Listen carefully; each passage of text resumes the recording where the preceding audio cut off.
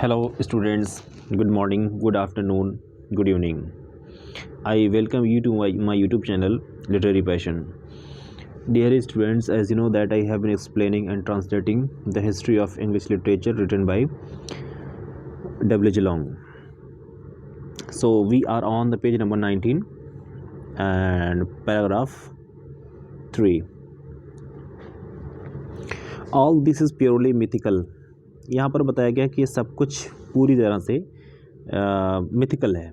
Mythical means होता है कि यूँ कह लें कि ओनली इमेजिनरी, काल्पनिक है एंड नथिंग एल्स, और कुछ नहीं है.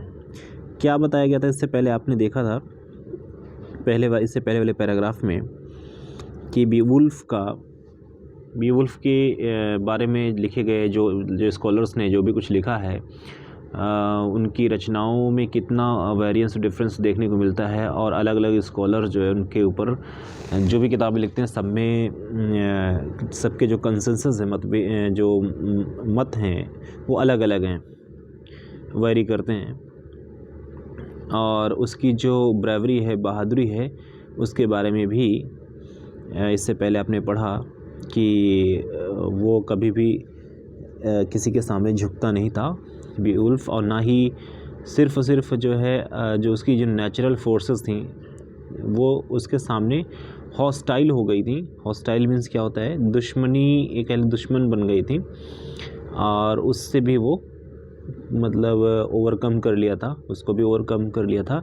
सिर्फ किस वजह से, उसके अंदर इनडोमिटेबल विल और परसेवरेंस पावर थी, जिसको कह सकते हैं अदम्य इच्छा शक्ति और दृढ़ता. ये दो चीज़ें जो हैं उसे कामयाब बनाती हैं. हालांकि ये जो भी कुछ डिस्क्राइब किया गया है ये सारी चीज़ें मिथिकल हैं, but there are historical incidents to reckon with. कुछ ऐतिहासिक घटनाएं भी हैं जिनके बारे में हम सोच सकते हैं, विचार कर सकते हैं. About the year 520 a certain northern chief called by chronicle Chocilacus, who is generally identified with the Hygelac of the epic, led a huge plundering expedition of the Rhine. लगभग 520 ईयर के आसपास, यानी कि 520 सन के आसपास एक चीफ था. Chief का मतलब मेन कोई पर्सन था, जिसको एक चोचिलैकस के नाम से जाना जाता है. क्रॉनिकलर था. क्रॉनिकलर मीन्स क्या होता है, the person who investigates in the historical incidents.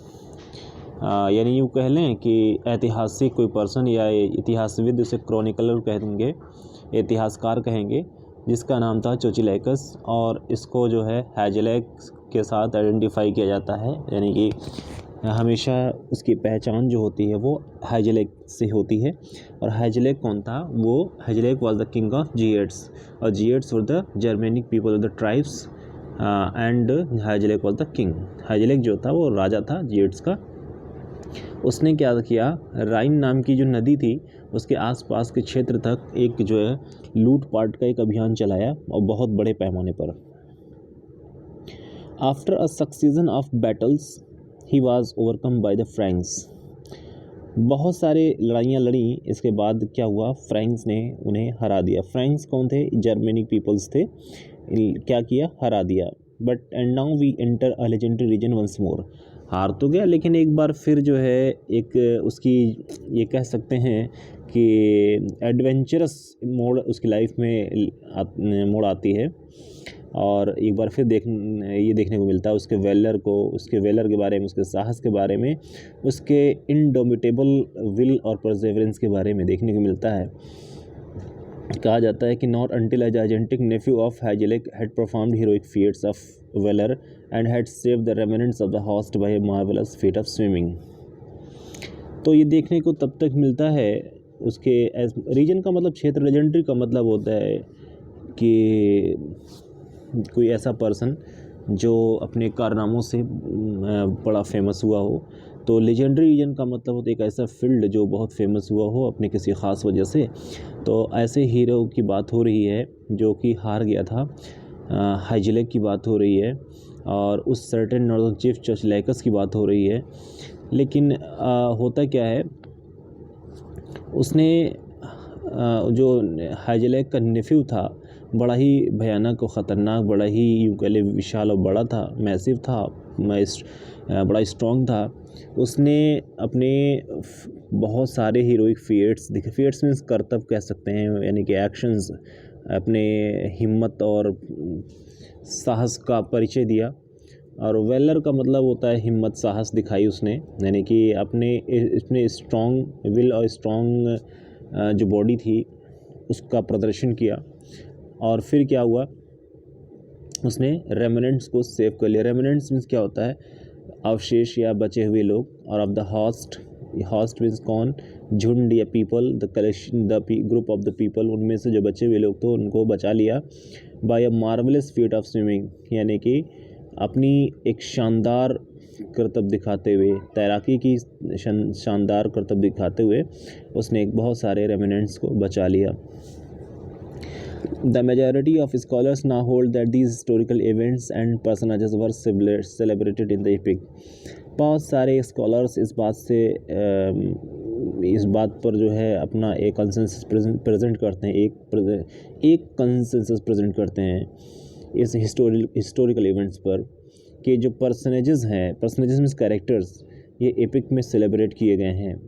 मानते हैं कि ये सारे जो कैरेक्टर्स हैं ये हिस्टोरिकल इवेंट्स के हैं और इनके जो कैरेक्टर्स हैं एपिक में सेलिब्रेट किए गए हैं। एपिक का मतलब Beowulf epic, but some still assert, देखिए उनमें से कुछ ऐसे हैं जो इस बात पर भी जोर देते हैं कि the events which gave a foundation for Beowulf,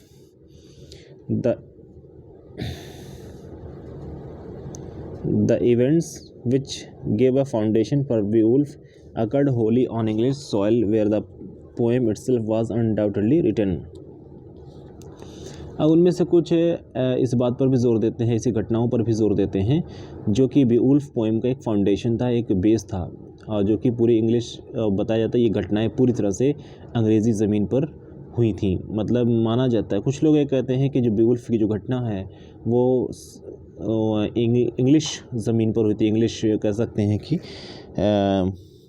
English की ज़मीन पर या भूमि पर हुई थी, where the poem itself was undoubtedly written, और जहाँ तक पोएम का सवाल है वो ख़ुद जो है जब लिखा गया था उसमें भी बड़ा शक है। मतलब मतलब ये कह सकते हैं कि उसमें कोई शक नहीं था कि जो पोएम लिखी गई थी उस वक्त वहीं पे ही लिखी गई थी, ऐसा मानना कुछ स्कॉलर्स इस पर अपनी राय प्रेजेंट करते हैं।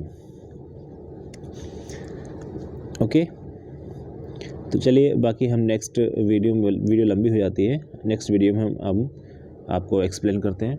Okay, thanks for watching this video, see you again in the next video.